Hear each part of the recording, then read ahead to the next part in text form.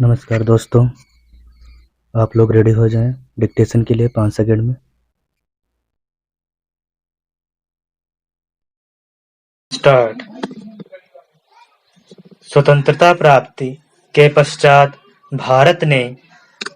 हर क्षेत्र में उन्नति की है और इसी का नतीजा है कि आज हमने न सिर्फ वैश्विक स्तर पर अपनी पहचान बनाने में सफलता प्राप्त की है, बल्कि हमारा देश तेजी से विकसित देशों की श्रेणी में भी आता जा रहा है। ऐसे में दुनिया के चंद विकसित देशों की तरह यहाँ भी ऐसे शहरों का होना आवश्यक हो जाता है जहाँ रहने वाले तमाम लोगों की सभी जरूरतें स्मार्ट तरीके से पूर्ण की जा सकें,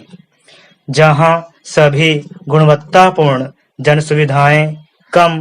सेवा मूल्य पर और सुगमता से प्राप्त हो, जहाँ के लोगों के जीवन यापन के तौर तरीके इतने संतुलित हों कि प्रदूषण की संभावना कम से कम बने, जहाँ घर बैठे बैठे इंटरनेट के माध्यम से न केवल क्षण भर में सभी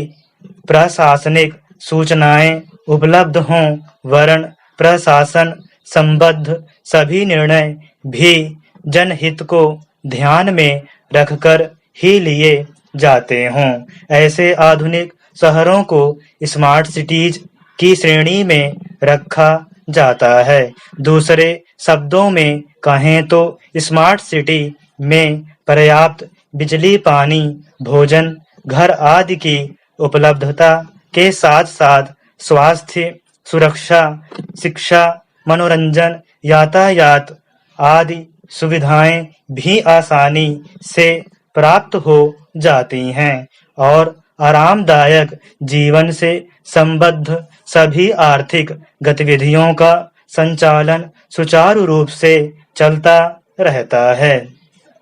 हमारे प्रधानमंत्री श्री नरेंद्र मोदी ने स्वतंत्रता दिवस के अवसर पर लाल किले से अपने पहले भाषण में देश के 100 शहरों को स्मार्ट सिटी बनाने की घोषणा की थी और वर्ष 2014 के बजट में इसके लिए 7,000 करोड़ रुपए का आवंटन किया था। प्रधानमंत्री की इस स्वप्निल परियोजना हेतु केंद्रीय विकास मंत्रालय द्वारा जारी किए गए कॉन्सेप्ट नोट में इस परियोजना के लिए 40 लाख या इससे अधिक आबादी वाले 9 सैटेलाइट शहरों, 10 लाख से 40 लाख आबादी वाले 44 शहरों, 5 लाख से 10 लाख आबादी वाले 20 शहरों, सभी राज्यों व केंद्र शासित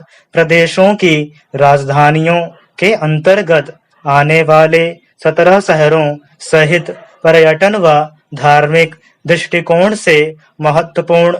10 शहरों को चुने जाने की बात कही गई है। वित्त मंत्री जी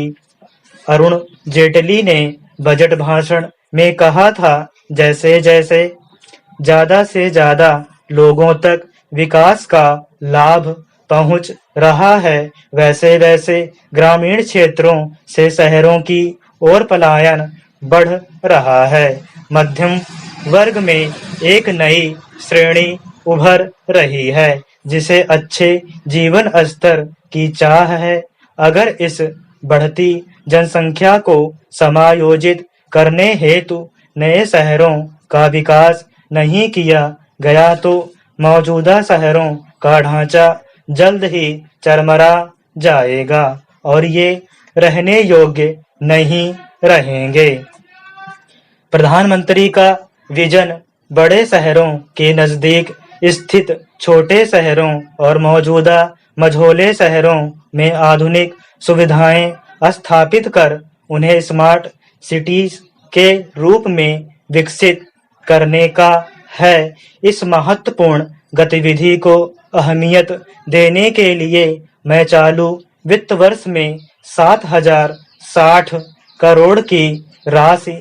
प्रदान करता हूँ। इस राशि से दिल्ली, गुड़गांव, फरीदाबाद, इलाहाबाद, कानपुर, लखनऊ, वाराणसी, देहरादून, हरिद्वार, बोध गया, भोपाल, इंदौर, कोच्चि,